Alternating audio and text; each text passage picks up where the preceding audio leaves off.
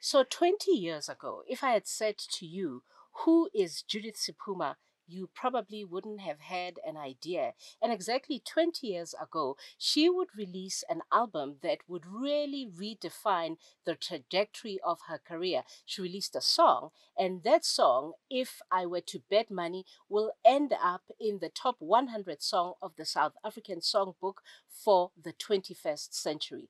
That song is called A Cry, A Smile, and a Dance. And she would celebrate that moment, which happened 20 years ago for her, exactly 10 years after, by releasing a DVD called A Legacy Live in Concert, Judith Sephuma. So I thought to capture these moments and these huge milestones for Judith Sephuma with Judith Sephuma.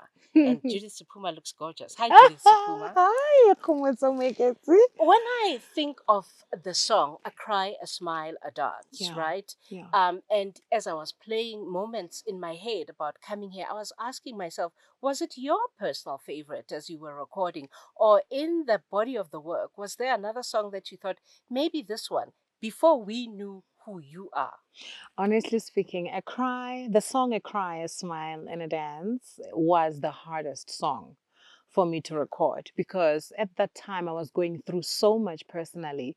And the challenge for me was the whole album itself. It was for me to get into the studio Mm. and actually record. Remember, I had signed a contract and waited for a couple of years because of my studies and Mm. being afraid and not being sure and hearing stories about the industry and about Joburg. So I delayed as much as I could until I was told, listen, you've got to get into the studio and give us a project. Wow. And that pressure alone got me at a very difficult time, but it produced such an amazing recording that Wow. changed lives, that Yes. changed my life. The Yes. song A Cry, a Smile, and a Dance, as painful as it was to actually sing it, it actually became the best song for me today.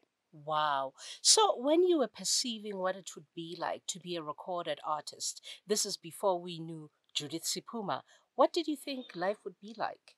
Yo, I didn't even think I was gonna make it. Really? Yeah, I thought the pressure was just too much. Wow. I thought, remember, I remember watching Gloria Bossman singing "Smoke Gets in Your Eyes," Hmm. and she was wearing this white dress, and I said, "Yo, this woman, will I ever get to that level?" And I loved how she carried herself, but I didn't think that for a woman like me, a girl like me at the time, it would be easy. Hmm. The challenge was the pressure, was too much. I was too comfortable in Cape Town performing Mm. with the small bands and making little money here and there. And studying was the best thing for me. But the pressure was looking Yes. like it's gonna be hard. Yeah. But I went in. Let's talk about the studio Yeah. energy because I always liken releasing an album for an artist to throwing a dice, right? Yeah. You can hit a six or Mm. you can hit a five, and even with all your talent or anything, it can go anywhere, Yeah. right? So Yeah. let's talk about the studio energy because as you were in the studio, you didn't know what ultimately would end up happening. Tell me what about the studio energy. What was that Yeah. moment like? you know, Because uh, you're fresh out of being a student. Sure. Yes. And I'm fresh out of being a student and I am a fresh mother as Yeah, well. yeah. So pressure did not even come from where I thought it would come from. It came from different places. Wow. But the energy when you get it, this is the beauty of music for me. Music will heal you. Mm. Music will put you in a place where you don't even think you would be. Like it'll give you this kind of peace. Mm. There's something about melodies, Mhm. and having different musicians come together and excited about your project. All of that whole journey was just amazing for me. So getting into the studio and singing songs like "Are You Still There" with a Cry, Smile, Dance, like "Are You Still There," Mangwani Mpulele, Mm. Iya Iyo, and seeing the love. Musicians that were playing on that album, they were enjoying the music. Richard Mitchell, who was the sound engineer the engineer at the time, Mhm. he was enjoying the music and he kept on saying, "This is great." He spoke life into Mm. the project, long, and everybody did speak life into that project. Mm. So being in the studio kind of like gave me hope Yeah. you know, and as hard as it was every morning, knowing that I'm going in there to go produce something amazing, to create, Yeah. the creative part is the one that's exciting for me. But musically speaking, as a producer, were you Yeah. always in agreement? Because at the end of the day, it's your name Yeah. that was going to be on the front of Yeah. the album, Yeah. and it would be you that people say she's good or she's bad. Yeah. So musically speaking, were you always in agreement with how it should go, what it should be, or were there ever moments where you thought, nah, I don't think so? You see, the good thing about that album and that space is that Slylo and I had come from varsity together. Mm, And I used to listen to him quite a lot, get a lot of advice from him. mm, And, you know, my career started and was directed and channeled very well by him. So mm, I trusted him a lot. mm, If he said this song with one word is going to work, I believed him. mm, And that's why the album came out, you know, and became what it was. I mm. believed and I trusted him Yeah. as a producer. Yeah. And then it happened. The And then it moment happened. happened. Yeah. You got the song, Yeah. and with the song came tremendous amounts of fame, right? Sure. Because you were no longer Judith Sephuma, the student, Yeah. or just Judith Yeah. Sephuma, the new mom. You were Judith Sephuma. Bob Mabena used to say to me, once you're a name and a surname all in one, when people don't either call you Judith or Sephuma, you're Judith Sephuma. Yeah. And it's what that Yeah. means your life has changed. Yeah. Yeah. So when that moment became Judith Sephuma and your life had changed, what was fame like at the start? I mean, how did it affect your existence? Because who you were was no longer who you became. You see, yeah, that is so deep. I think being raised, growing up in Polokwane Mm, helped me to remain grounded. mm, And then arriving at UCT, knowing that I have this gift, but not letting it get to me that much because my professor was really difficult. It was very hard on me, you know, because they believed in me. mm, That kept me on my ground. mhm. So a cry, a smile, and a dance happens. And I'm getting my first ever article, and I'm getting this attention from the recording label. It was overwhelming. I Mm, had no choice but to remain humble. mm, So, and also because I surrounded myself with people that would always tell me, be careful of this. You still need to work. Remember, Moses Molelago was still mhm, alive, mm, and I worked with the greatest of musicians who were very humble, who mm. were down to earth, and all they taught me one of the most important thing that they taught me was you are singing for the people. There's a lot of people who need healing, who need to hear your voice, and remember, no one has your voice but you. Yes. So your voice is so special that the minute you open your mouth, you light up the room. Wow. And for me, that kept me on my ground. And I wanted to always preserve and nurture that all the time. Wow. And I remember Slilo used to tell me this one thing that you must sing as if this is your last performance. There's no Wow. other. Like you are gone after finishing that last note. You don't have any other show. So you've got to sing your best Wow. and be remembered that way. But fame has its pitfalls. Yes. What did you dislike the most? What did you realize this jars me? I actually don't like this part Oh, about it. the hard work. The hard work. The hard work. Yeah. The hard work. The the hard work. I think besides what people say about you that puts a lot of pressure in you, you have to work against that. Mm, You've got to always believe that you need to work hard at at your craft, mm-hmm, meaning that you got to appear at shows on time. You've got to honor every important meeting that you're requested to mm, attend, mm, especially because you're still starting. Now, the pressure and the challenge is that your song is the most played on radio. You're being nominated for this and that and that. How do you keep going back to those meetings and they're calling you for a very small interview and you are thinking it's very small, but the reach of that interview is massive, mm-hmm. you know, and how do you differentiate between the two and how do you actually get there and Yeah. show up and then deliver and still be able to leave, go to the studio or go to a live performance and perform. You had a taste of what it would look like as a young child when you went onto a stage to perform, to sing a little bit with Yeah, Brenda Fassie yeah, at yeah, the height yeah, of her fame, sure, right? yeah, And I can imagine that as a young child, that moment was very impactful to you. Yeah. It must have left something in your psyche. When you walked away from that moment, that day, that small moment that you had with Brenda Fassie, did it open something in you? Was there something that said, this is what my life is going to be like?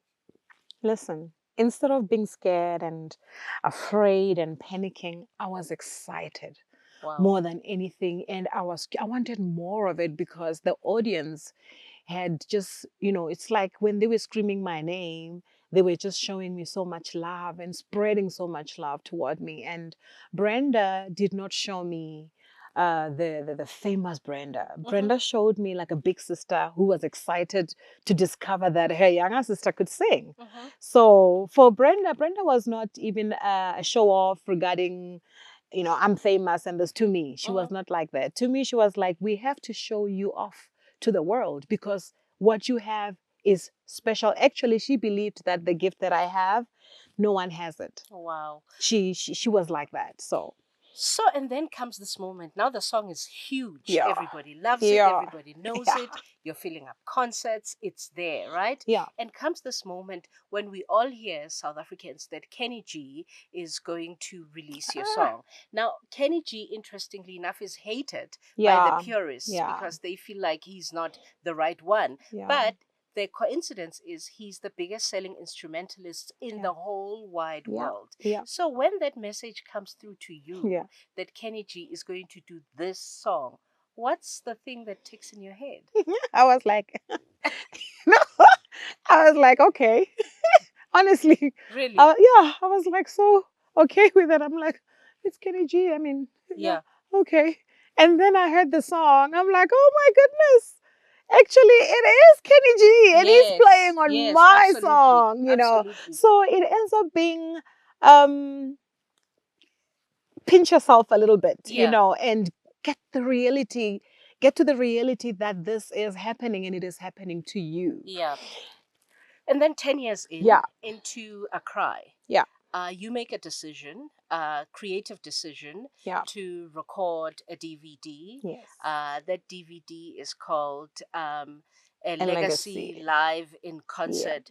And I can imagine that doing a DVD and going into a studio environment Yeah. and recording songs very different. You can Yeah. go into a studio, can Yeah. take a PC, Yes. nobody can Yeah. care, but Yeah. there's many elements aesthetically that Yeah. the DVD demands. First of all, tell me why you want at that time, 10 years into your career, Yeah. to do a DVD. This is how serious I was about my music, Mm. my gift, the talent that I carry, about the business of Mm-hmm. music. I wanted to record that DVD because it was time for me to do it the Mm. way I did it. Remember, I came from also a history of performing with philharmonic orchestras, big bands, symphonic orchestras. I wanted something different because 10 years into my career, I was being looked at as this, well, I'm even afraid to say that word, but this most celebrated queen of Afro jazz. You still are. And I loved that because it made me work even harder. Mm-hmm. So thank God I had a recording label that was so supportive, and whatever that I suggested, and we would sit down and some of these things, they would even come to me and say, why don't we? And I Mm. was like, okay, they're on the same page. I was even afraid of asking this, Mm-hmm. but recording it 10 years later, for me, it was just so significant. It was the perfect time, and listen, it was beautiful. Wow. And when you look at it today, Yeah. right? Let's say you looked at it this morning. Yes. Do you critique yourself or do you feel proud? Do you look at it and you say, yes, I I laugh. did that? I smile. I laugh. Honestly, it excites me Mm-hmm. because it was so beautifully recorded.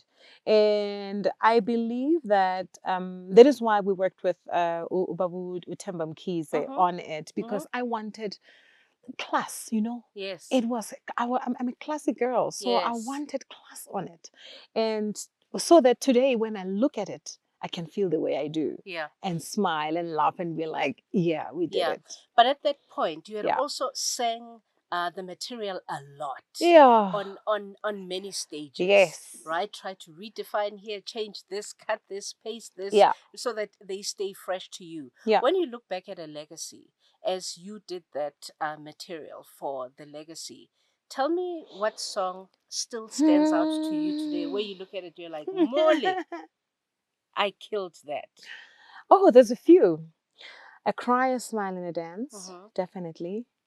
Um, and also remember the songs were changed a little bit, Mm-hmm. slightly. Mm-hmm. So I enjoyed that. Mm-hmm. And I loved singing Everything Must Change. Mm. Oh my goodness. I think I listened to that song so much because I feel like I'm one of those Randy Crawford kind of girls. Yes, you are. Because that's where I learned, and I got a chance to actually even sing it with her. And it's one of those songs that I just, like, it just makes me smile. But A Cry, Smile, Dance, and the collaboration that I did with Oliver Mtukudzi, definitely Kupezanguba. And then, oh, and also, is it? I've got so many, so many. You Stole My Heart Away, Wow. really. And but I think one of the most beautifully played songs on that DVD is EIU. Yes. EIU was so beautifully executed and beautifully sung, and the band was in, the string section was in, real, the arrangement is really beautiful, very involved. And Nagadialila, obviously, really, Yes. like, I mean, I can call all the songs and tell you different things about them, but those were What about the my favorites. audience? Yeah. Because the biggest challenge in recording a live DVD, I think, is the audience. Yeah. Because you can Yeah. be all well rehearsed and everything Sure. is in place. They are coming there to hear their favorite artist, And right? they want them the same and songs, and and they want them the same. And yeah. so what surprised you about the audience, particularly on the night of the recording, or what made you even more nervous about the audience? That what if they don't play along to this? What if they don't do this that I want them to do? They loved it. They they listened, They listened. which is for me the biggest thing. Mm. We're always performing at festivals where we make them dance and everything, but they listened. Mm-hmm. Where they had to sing along, they sang along. Mm-hmm. And I remember on, I don't know which track it is, I'd be singing and I'd hear someone going, yo, yo. That's South Africans. Yeah. They mean they love And then it. I'd be like, and then girls be like, ah! Like you hear those in the recording. Yeah. And then one or two people that are so overwhelmed, they're clapping and clapping and they clap. That's what makes a live recording for me. And that's what makes me, when I'm up there and I'm in my zone, I can hear those things and I'm like, it's happening. I love how you I'm in talk the with your Bible. eyes closed because you're there Yeah. in the Yeah. moment. I'm in the moment, Yes. and for me, I'm a performer. So if I cannot be in that moment, then I'm not doing my job. Because if I am, then they are. And yet here we are Yeah. talking 20 years ago, Yes. 10 years ago, Yeah. right? Wow. So when we talk all those moments, do you feel scared? Do you feel apprehensive? Do you feel like, sure, I've gone through a lot? Or do you feel still almost rejuvenated to want more and hungry for more? The last one. Then, The last one. I want to record. I really want to record Mhm. another one.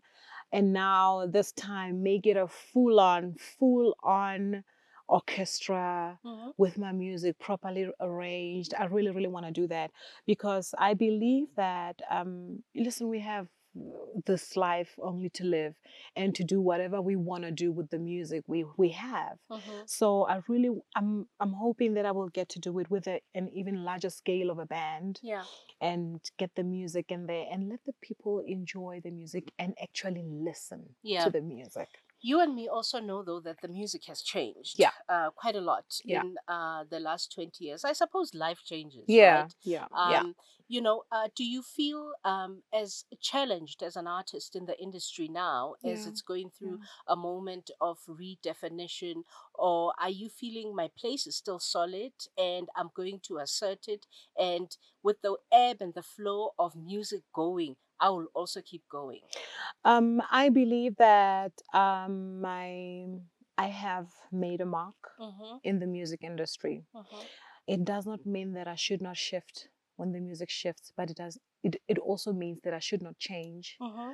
Who you are. who I am. And I should not be put in pressure, in any kind of pressure, to be able to leave where I am. There's this saying that if it's not broken, don't fix it. I love the style of music, the genre of music that I'm in. I love my writing skill, and I love how people, when you give them a song and you say, write for Judith, they will write for Judith because the mark is so solid. I have worked, I don't want to say that I've worked too hard to make that style stick. It just happened naturally. And it's difficult for us right now. It's very challenging. But I think we need to not let that shift us. It's because if we shift, it means what? The style of music that I'm singing now, jazz, will not be spoken of very soon. Yeah. So we keep going, we keep writing beautiful songs, because those songs, this style of music, has to live long. So if you and me are still alive in 10 years' time, Yeah. and we come back and sit here and have a conversation about your career, Yeah. and what you will have done in the next 10 years, Yeah. what do you want us to talk about? And she laughs. That's another thing. I love laughing, by the way. I know. Yeah. I want us to talk about, I believe that we will still be talking about a cry, smile, and a dance. Yeah. We will still be talking about a legacy live in concert. And we will definitely be talking about the beautiful recording that we have done of Judith Sephuma and her, whatever I will call it at the time. But it will have an orchestra in it. And it will also be about how we have inspired the younger generation to actually still be singing the kind of music that we are singing.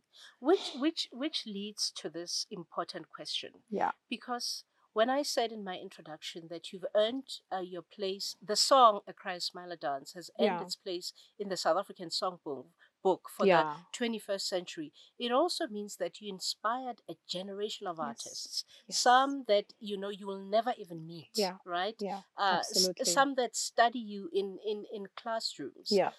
Tell me what your mark or your legacy is and should be in the South African music landscape. That's so deep. It would be so wonderful. It's already happening. A cry, a smile, and a dance is already doing that. Everything that you have asked me in that question.